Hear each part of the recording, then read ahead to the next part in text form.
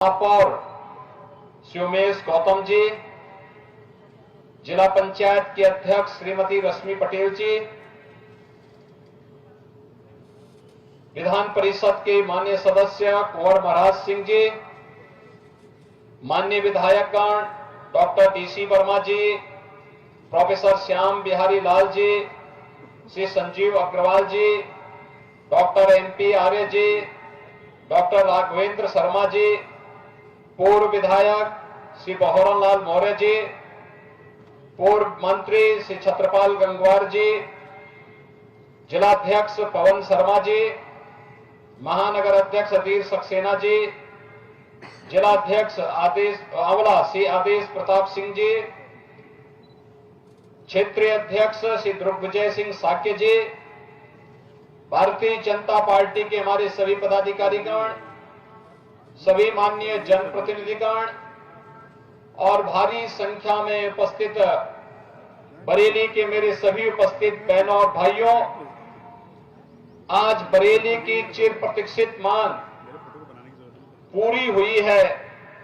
जब हम लोगों ने बरेली में एक साथ बरेली की ढेर सारी परियोजनाओं का लोकार्पण किया जा रहा है और जिसमें कोतवाली से कोहड़ा पीर दो लेन की ऊपरगामी सेतु का लोकार्पण का कार्यक्रम भी अभी यहां पर संपन्न हुआ है।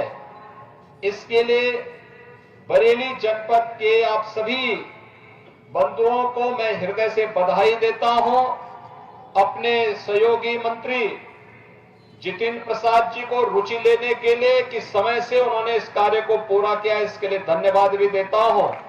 और यहां के उन सभी उद्यमियों और व्यापारियों का भी अभिनंदन करता हूं जिन्होंने इस उपरिगामी सेतु को, लगभग 1 किलोमीटर लंबे उपरिगामी सेतु को पूरा करने के लिए अपना पूरा सकारात्मक योगदान दिया है। उन सबको भी मैं हृदय से धन्यवाद देते हुए आप सबके प्रति अपनी शुभकामनाएं देता हूं। बहनों और भाइयों, आज इसके साथ ही बरेली का आईटी पार्क का शिलान्यास का कार्यक्रम भी आज यहां पर हो रहा है। अब बरेली कभी जाना जाता था अपने झुमकों के लिए और मुझे लगता है कि हर व्यक्ति आता था तो किसी को पता ही नहीं होता था कि कहां है झुमका। लेकिन अब यहां फ्लाईओवर के लिए और आईटी पार्क के लिए हमारा बरेली जाना जाएगा। बरेली की एक नई पहचान हो रही है और मैं तो कभी कभी देख के ताजुब करता हूं, हमारे जितने विधायक हैं, सांसद हैं, वह किसी न किसी विधा के विशेषज्ञ हैं। कोई डॉक्टर है, कोई पशु डॉक्टर है, कोई प्रोफेसर है, कोई बैंकर्स है, कोई किसी न किसी फील्ड का विशेषज्ञ है और विशेषज्ञ होने के साथ ही अपनी इस विशेषज्ञता का लाभ पूरे प्रदेश को दे रहा है। इतना भारी पोटेंशियल होने के बाद भी बरेली उपेक्षित पड़ा हुआ था, लेकिन आज मुझे प्रसन्नता है कि आपकी चिर प्रतीक्षित मांग आज पूरी हो रही है और इसको पूरा करने के लिए यहाँ के जनप्रतिनिधियों का मुझे बार बार दबाव आ रहा था। एक बार केवल आधे घंटे के लिए सही, मैंने कहा आऊंगा तो समय तो पूरा ही लगता है, लेकिन आधा घंटा पूर्व में, जब पौन घंटा पूर्व जरूर आपके कार्यक्रम में आ गया। यानी मुझे यहां पे पहुंचना था लगभग 3:30 बजे के बाद,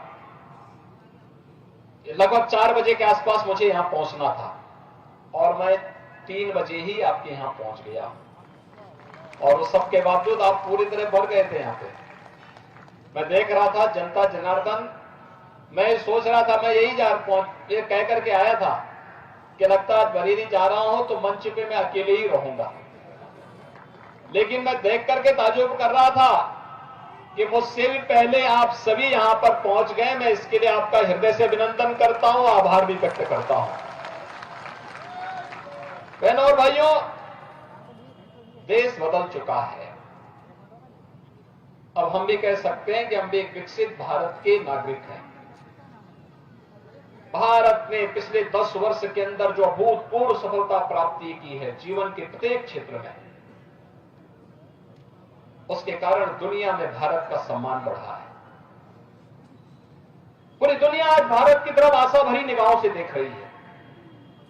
दुनिया के अंदर कहीं कोई क्राइसिस आती है, कहीं कोई संकट आता है, लोग आशा भरी निगाहों की ओर से, आंख से आशा भरी निगाहें दुनिया की भारत की ओर जाती है। दुनिया में, जिसके कारण भारत का सम्मान बढ़ा है। भारत का सम्मान बढ़ने का मतलब भारत के हर नागरिक का सम्मान, 140 करोड़ लोगों का सम्मान।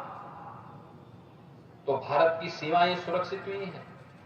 अब दुश्मन भारत की सीमा का अतिक्रमण नहीं कर सकता, भारत को आंखें नहीं दिखा सकता, क्योंकि भारत को कोई आंखें दिखाएगा तो भारत आज इतनी सामर्थ्य, इतनी शक्ति रखता है कि उसकी आंखों को उसी की हाथ पे लग करके फिर वापस कर सकता है। ये नया भारत है, छेड़ता नहीं है, लेकिन अगर कोई छेड़ता है तो उसको छोड़ता भी नहीं है।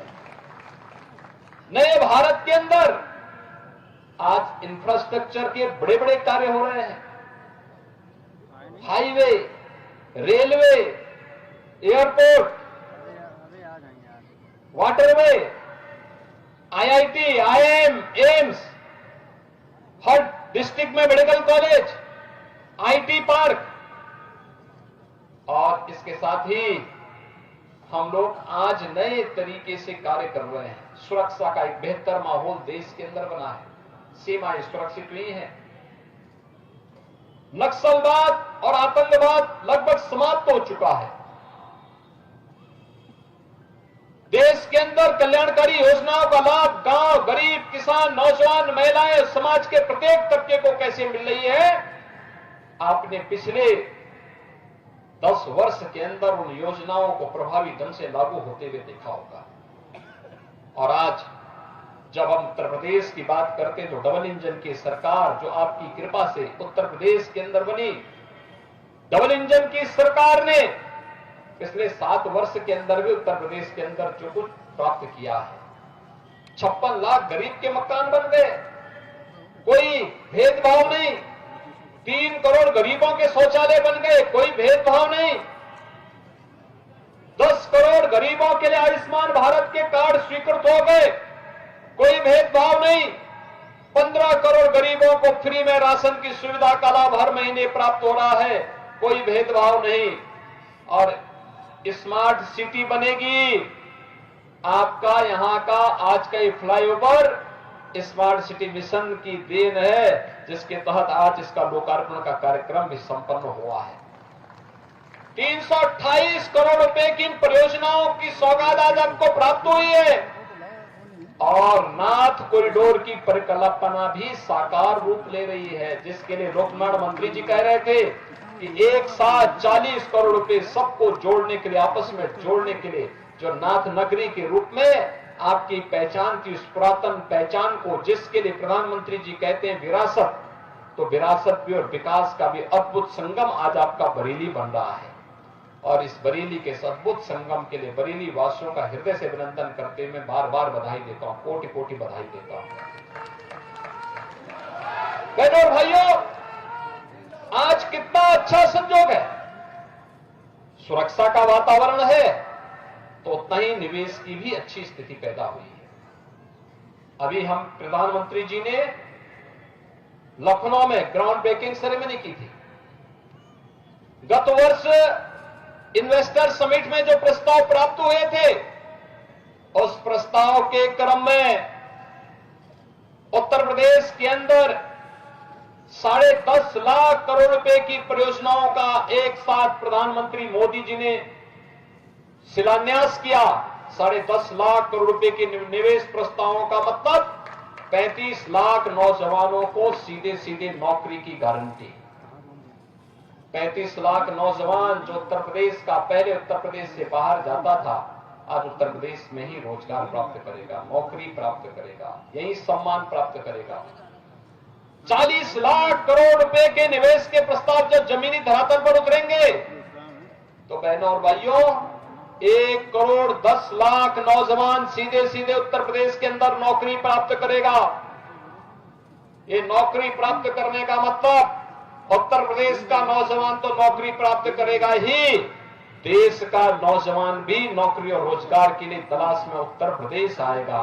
उत्तर प्रदेश भी आज बदल चुका है, एक नई पहचान बना चुका है, और इस नई पहचान के लिए आज उत्तर प्रदेश ने तमाम प्रकार के कदम उठाए, अपनी स्पीड को बढ़ाया, अपने जनशक्ति को जो स्केल के रूप में था उसको स्किल के साथ जोड़ते हुए भारत की स्पीड को बढ़ाने में अपना योगदान दिया।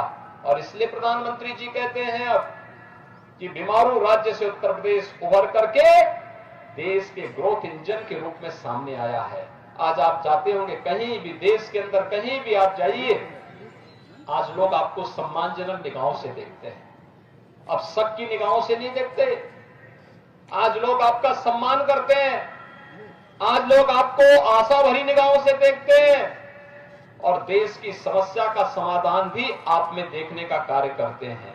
क्योंकि प्रधानमंत्री मोदी जी के नेतृत्व में 500 वर्षों की अयोध्या की समस्या का समाधान हुआ है। आज अयोध्या में रामलला फिर से विराजमान हुए हैं, और अयोध्या में रामलला का विराजमान होने का मतलब अब उत्तर प्रदेश नौजवानों की आजीविका का केंद्र भी बना है, और उत्तर प्रदेश भारत की आस्था का केंद्र बिंदु बनकर के भी उभरा हुआ है।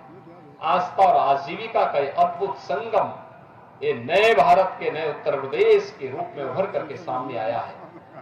ये नए भारत का नया उत्तर प्रदेश, जिसमें सुरक्षा भी है तो समृद्धि भी है, आजीविका है तो आस्था का सम्मान भी है, यहां पे संस्कृति के संवर्धन के लिए कार्य भी है, तो बेटी और व्यापारी की सुरक्षा की पुख्ता व्यवस्था भी है।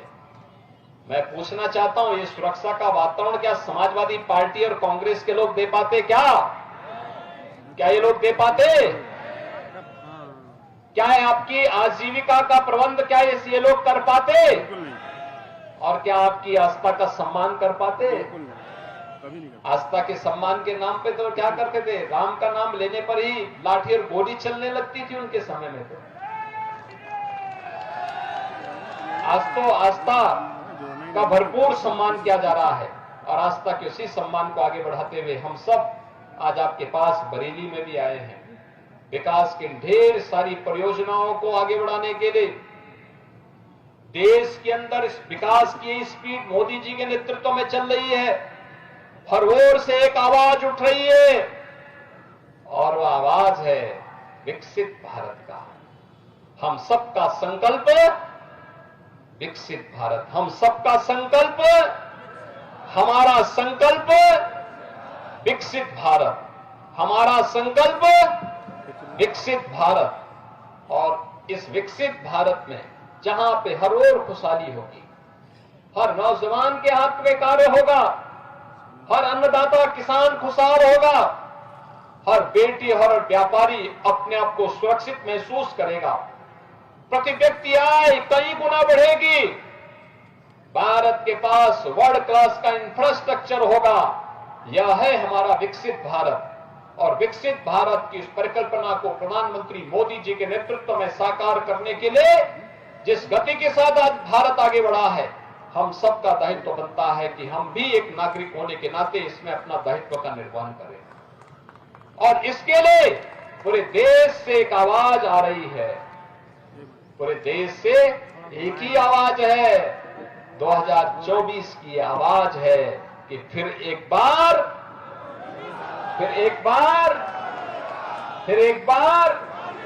मोदी सरकार, फिर एक बार मोदी सरकार। क्या आवाज है? फिर एक बार तो फिर एक बार मोदी सरकार के लिए ये की आह्वान है। फिर एक बार मोदी सरकार लाने के लिए हम सबको प्राण से जुटना है, और इसी का आह्वान बरेली वासियों से करने के लिए मैं आया हूं। बरेली वासियों ने कभी हमें बैरक नहीं भेजा है, बरेली तो हमेशा बढ़ चढ़ करके भाग लिया है, आगे आकर के आया है, और आज इसी के लिए हम सब आपके बीच आए हैं। बंधुओं, कुछ ही दिनों के बाद आचार संहिता प्रारंभ हो जाएगी, तो हम लोग चुनावी रैली करने के लिए आएंगे। आज सौगात देने के लिए आए हैं। होली की एक उपहार, और होली का इस ऊपर सॉफ्टवेयर पार्क भी है, आपके फ्लाईओवर भी हैं, बाढ़ बचाव के कार्य भी हैं, और भी हर घर नल योजना और शिक्षा स्वास्थ्य से जुड़े हुए प्रोजेक्ट भी हैं। इन सब का उपहार बरेली वासियों को देते हुए मुझे अत्यंत प्रसन्नता की अनुभूति हो रही है, और मुझे पूरा विश्वास है कि बरेली वासी फिर दोनों जगह पूरे बरेली में केवल कमल कमल कमल ही दिखना चाहिए, जिससे मोदी जी तीसरी बार में भारत को तीसरी बड़ी अर्थव्यवस्था के रूप में स्थापित करके हर भारतवासी के चेहरे पर खुशी को और दुगना करने में अपना योगदान दे पाएंगे। इस विश्वास के साथ मैं बरेली वासियों को इन सभी योजनाओं की सौगात के लिए हृदय से बधाई देता हूं। अपने माननीय जनप्रतिनिधियों को हृदय से इन योजनाओं को प्रारंभ करने के लिए किए गए प्रयासों के लिए धन्यवाद देते हुए उनका अभिनंदन करता हूं, और विश्वास करता हूं कि हम सब जब तीसरी बार यहां पर आएंगे तो कुछ नए प्रोजेक्ट के साथ बरेली वासियों को सौगात देने के लिए यहां पर फिर से उपस्थित होंगे। आप सबके प्रति मेरी मंगलमय शुभकामनाएं। धन्यवाद। जय हिंद।